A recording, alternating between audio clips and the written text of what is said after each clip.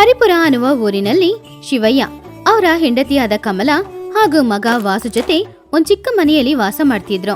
ಶಿವಯ್ಯನಿಗೆ ತುಂಬಾನು ವಯಸ್ಸಾಗಿರೋ ಕಾರಣದಿಂದ ಅವ್ರು ಮಾಡ್ತಾ ಇದ್ದ ಜಿಲೇಬಿ ವ್ಯಾಪಾರನ ಮಗನಾದ ವಾಸು ಹತ್ರ ಒಪ್ಪಿಸಿ ಅವರು ಮನೆಯಲ್ಲಿ ಇದ್ಕೊಂಡು ಚಿಕ್ಕ ಚಿಕ್ಕ ಕೆಲ್ಸನ ಮಾಡ್ತಾ ಇದ್ರು. ಆದ್ರೆ ವಾಸು ನಡೆಸ್ತಾ ಇದ್ದ ಆ ಜಿಲೇಬಿ ವ್ಯಾಪಾರ ಅಷ್ಟೇನು ಚೆನ್ನಾಗಿ ನಡಿಲೇ ಇಲ್ಲ.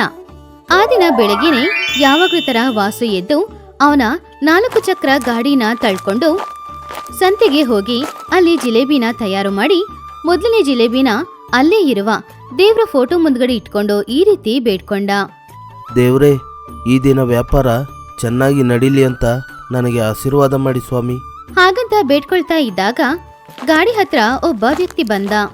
ಇಲ್ಲಿ ನೋಡಪ್ಪ, ಜಿಲೇಬಿ ಬಿಸಿ ಬಿಸಿಯಾಗಿದ್ಯಾ ಇಲ್ಲ ನೆನ್ನೆ ಮೊನ್ನೆದು ಹಿಟ್ಟು ವ್ಯಾಪಾರ ಮಾಡ್ತಿದ್ಯಾ? ಅದೇನಯ್ಯ ಹಾಗೆ ಮಾತಾಡ್ತಿದ್ದೀರಾ? ನಾನು ನೆನ್ನೆ ಮೊನ್ನೆಯ ಜಿಲೇಬಿ ಇಟ್ಟು ವ್ಯಾಪಾರ ಮಾಡೋದಿಲ್ಲ. ಯಾವ ದಿನಕ್ಕೆ ಎಷ್ಟು ಬೇಕೋ ಬಿಸಿ ಬಿಸಿ ಮಾಡಿ ಅವತ್ತಿಗೆ ಮಾರಾಟ ಮಾಡೋದು. ಬೇಕಾದ್ರೆ ಒಂದು ಜಿಲೇಬಿಯನ್ನು ರುಚಿ ನೋಡಿ. ಹಾಗಂತ ಹೇಳಿ ಒಂದು ಜಿಲೇಬಿನ ತೆಗೆದು ಆ ವ್ಯಕ್ತಿಯ ಹತ್ತಿರ ಕೊಟ್ಟ. ಆ ವ್ಯಕ್ತಿ ಆ ಜಿಲೇಬಿನ ತಗೊಂಡು ಅದನ್ನ ತಿನ್ನೋಡಿ, ಆಹಾ, ಓಹೋ, ಇಲ್ಲಿ ನೋಡಪ್ಪ, ಈ ಜಿಲೇಬಿ ಬಿಸಿ ಬಿಸಿಯಾಗಿ ರುಚಿಯಾಗಿ ತುಂಬಾ ಚೆನ್ನಾಗಿದೆ. ನಾನು ಮಾತಿಗೆ ಹೇಳ್ತಾ ಇಲ್ಲ, ಏನೋ ಗೊತ್ತಿಲ್ಲದೆ ಹೇಳ್ಬಿಟ್ಟೆ, ನನ್ನನ್ನು ಕ್ಷಮಿಸಿಬಿಡು. ಒಂದು 1/4 kg ಜಿಲೇಬಿಯನ್ನು ಪಾರ್ಸಲ್ ಕಟ್ಟು. ಅಯ್ಯೋ, ಇಷ್ಟೊಂದು ಸಣ್ಣ ವಿಷಯಕ್ಕೆ ಯಾಕೆ ಕ್ಷಮೆ ಕೇಳ್ತೀರಾ? ಹಾಗೆ 1/4 kg ಜಿಲೇಬಿನ ಆ ವ್ಯಕ್ತಿಯ ಹತ್ತಿರ ಕೊಟ್ಟು ಅವನ ಹತ್ರ ಹಣನೂ ತಗೊಂಡ. ಹೀಗೆ ವ್ಯಾಪಾರ ಮುಗಿದ್ಮೇಲೆ ಸ್ವಲ್ಪ ಉಳಿದಿರುವ ಜಿಲೇಬಿನ ತಗೊಂಡು ವಾಸು ಮನೆಗೆ ವಾಪಸ್ ಬಂದ. ಅಮ್ಮ, ಅಮ್ಮ. ಹಾ ವಾಸು, ನಾನು ಇಲ್ಲೇ ಇದ್ದೀನಿ ಕಣೋ. ಅಮ್ಮ ತಗೊಳ್ಳಿ, ಇವತ್ತು ಸ್ವಲ್ಪ ಜಿಲೇಬಿನೇ ಉಳಿದಿರೋದು, ನೀವು ಅಪ್ಪನೂ ತಿನ್ನಿ. ಇಷ್ಟು ದಿನಗಳ ನಂತರ ನೀನ್ ಮಾಡಿರುವ ಜಿಲೇಬಿನ ತಿನ್ನುವ ಭಾಗ್ಯ ನಮ್ಮಿಬ್ರಿಗೂ ಇವತ್ತು ಸಿಕ್ಕಿದೆ ಕಣೋ, ತುಂಬಾನೇ ಸಂತೋಷ. ಹಾಗಂತ ಹೇಳಿ ಆ ಪಾರ್ಸಲ್ನ ತಗೊಂಡು ಶಿವಯ್ಯನ ಹತ್ತಿರ ಹೋದ್ರು.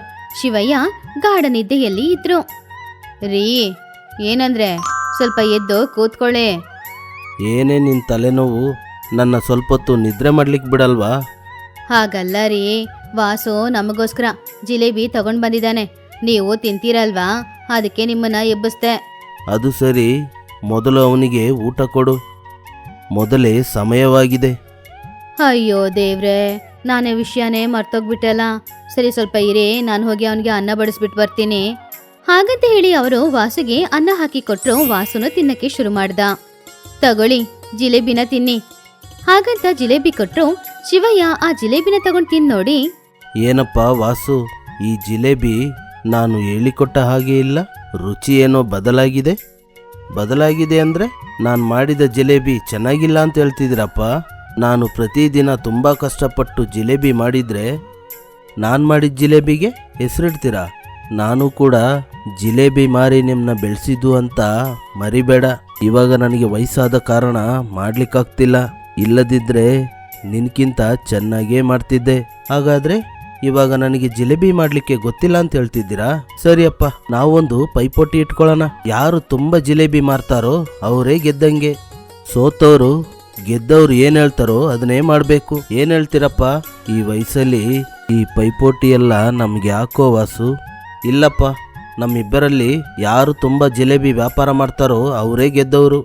ಹಾಗೆ ವಾಸು ಅವನ ಅಪ್ಪ ಎಷ್ಟು ಹೇಳಿದ್ರೂ ಕೇಳದೆ ಅಪ್ಪನ ಜೊತೆ ಜಗಳಕ್ಕೆ ಇಳಿದ. ತಂದೆ ಮಗ ಇಬ್ರು ಜಗಳ ಮಾಡ್ತಾ ಇರೋದನ್ನ ಪಾಪ ಕಮಲ ನಿಂತ್ಕೊಂಡು ನೋಡ್ತಾ ಇದ್ರು. ಕೊನೆಗೆ ವಾಸು ಹೇಳಿದನ್ನ ಕೇಳಿ ಕೋಪ ಬಂದ ಶಿವಯ್ಯ ಈ ರೀತಿ ಹೇಳಿದ್ರು. ಸರಿ ಕಣೋ, ನೀನು ಹೇಳಿದಾಗೆ ನಾನು ಈ ಪೈಪೋಟಿಗೆ ಸಿದ್ಧ. ಹಾಗಂತ ಶಿವಯ್ಯ ಹೇಳಿದನ್ನ ಕೇಳಿ ವಾಸು ನಗುತ್ತಾ ಅಲ್ಲಿಂದ ಒಳಗಡೆ ಹೋದ. ಹೀಗಿರುವಾಗ ಮರುದಿನ ಸಂಜೆ ಸಮಯ ಅವರಿಬ್ರು ಸಂತೆಯಲ್ಲಿ ಬೇರೆ ಬೇರೆ ಅಂಗಡಿ ಇಟ್ಕೊಂಡು ಜಿಲೇಬಿ ತಯಾರು ಮಾಡಕ್ಕೆ ಶುರು ಮಾಡಿದ್ರು. ಆವಾಗ್ಲೇ ಅಣ್ಣ ತಮ್ಮ ಇಬ್ರು ನಡ್ಕೊಂಡು ಆ ಸಂತೆಯ ಹತ್ತಿರ ಬಂದ್ರು. ಅಣ್ಣ, ನಮ್ಮ ತಂಗಿ ಮದುವೆಗೆ ಎಲ್ಲ ಐಟಮ್ ಮಾಡಲಿಕ್ಕೆ ಅಡ್ವಾನ್ಸ್ ಕೊಟ್ಟಿದ್ದೀವಿ. ಒಂದು ಸ್ವೀಟ್ ಕೊಟ್ಟರೆ ಚೆನ್ನಾಗಿರುತ್ತೆ ಅಂತ ನನ್ನ ಮನಸ್ಸಿಗೆ ಅನಿಸ್ತಾ ಇದೆ. ಸರಿಯಾಗಿ ಹೇಳ್ದೆ ತಮ್ಮ, ನನಗೂ ಕೂಡ ಹಾಗೇ ಅನಿಸ್ತಾ ಇದೆ. ಆದರೆ ನಮಗೆ ಸಮಯ ತುಂಬ ಕಡಿಮೆ ಇದೆ. ಇವಾಗಲೇ ಯಾರಾದರೂ ಸ್ವೀಟ್ ಮಾಡೋರು ಸಿಗ್ತಾರಾ ನೋಡು. ಅದೇನನ್ನ ಹಾಗೆ ಹೇಳ್ತಿದ್ದೀರಾ? ಹಣ ಜಾಸ್ತಿ ಕೊಡ್ತೀವಿ ಅಂದರೆ 100 ಜನ ಕ್ಯೂವಲ್ಲಿ ನಿಂತಿರ್ತಾರೆ. ಸರಿ, ಹಾಗಾದ್ರೆ ನೀನು ಹೇಳಿದಾಗೇನೆ ಮಾಡೋಣ ಬಾ. ಹಾಗಂತ ಅಣ್ಣ ತಮ್ಮ ಇಬ್ರು ಮಾತಾಡ್ಕೊಂಡು ಅಲ್ಲೇ ಸಂತೆಯಲ್ಲಿರುವ ಜಿಲೇಬಿ ಅಂಗಡಿ ಹತ್ರ ಹೋದ್ರು. ಅಲ್ಲಿ ತಂದೆ ಮಗ ಇಬ್ರು ಬೇರೆ ಬೇರೆ ಅಂಗಡಿ ಇಟ್ಟಿರೋದನ್ನ ಅವರು ನೋಡಿದ್ರು. ಅಣ್ಣ, ನನಗಿವಾಗಲೇ ಒಂದು ಆಲೋಚನೆ ಬಂತಣ್ಣ. ಏನೋ ಅದು, ನಮ್ಮ ತಂಗಿ ಮದುವೆಯಲ್ಲಿ ಜಿಲೇಬಿ ಕೊಟ್ಟರೆ ಹೇಗಿರುತ್ತೆ ಅಣ್ಣ? ಹಾಂ, ನನಗೂ ಕೂಡ ಅದೇ ಆಲೋಚನೆ ಬಂತು ತಮ್ಮ. ಆದರೆ ಇವರಿಬ್ಬರಲ್ಲಿ ಯಾರು ಜಿಲೇಬಿ ಚೆನ್ನಾಗಿ ಮಾಡ್ತಾರೆ ಅಂತ ನಮಗೆ ಗೊತ್ತಿಲ್ಲಲ್ವಾ? ಇವಾಗ ಏನು ಮಾಡೋದು ತಮ್ಮ? ಅಯ್ಯೋ, ಇದರಲ್ಲೇನಿದೆ ಅಣ್ಣ, ಇಬ್ಬರ ಅಂಗಡಿಗೆ ಹೋಗಿ ಒಂದೊಂದು ಪ್ಲೇಟ್ ತಿಂದು ನೋಡಿದ್ರೆ ಗೊತ್ತಾಗುತ್ತೆ. ಯಾರು ಜಿಲೇಬಿ ಚೆನ್ನಾಗಿ ಮಾಡ್ತಾರೋ ಅವರಿಗೆ ಅಡ್ವಾನ್ಸ್ ಕೊಟ್ಟು ಹೋಗೋಣ. ನಿನ್ನ ಆಲೋಚನೆ ತುಂಬ ಚೆನ್ನಾಗಿದೆ ತಮ್ಮ. ಬಾ, ಹೋಗಿ ತಿಂದು ನೋಡೋಣ.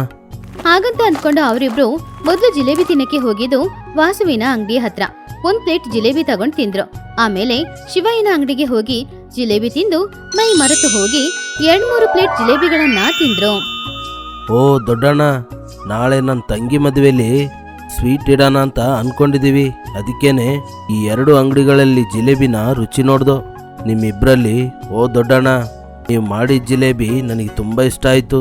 ಅದರಿಂದ ನಾಳೆ ನನ್ನ ತಂಗಿ ಮದುವೆಯಲ್ಲಿ ಜಿಲೇಬಿ ಕಾಂಟ್ರಾಕ್ಟ್ನ ನಿಮಗೆ ಕೊಡ್ತಿದ್ದೀವಿ. ತಕೊಳ್ಳಿ, ಅಡ್ವಾನ್ಸ್ ಇಟ್ಕೊಳ್ಳಿ.